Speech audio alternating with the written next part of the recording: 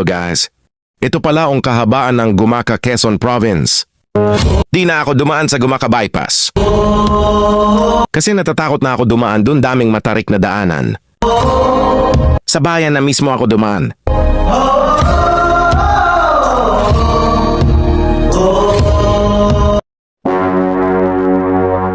Ayon ka Asmalasan natanggal ang X5 adapter dahil nasagi siyang kamay ko. Sayang 2,500 pa naman bili ko tapos isang iglap lang nawala na siya. Parang sa pag-ibig lang yan, pag wala ng halaga sa'yo, iiwanan ka na lang.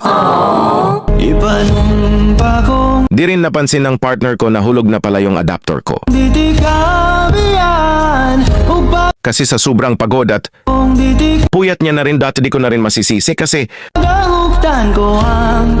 kasalanan ko naman.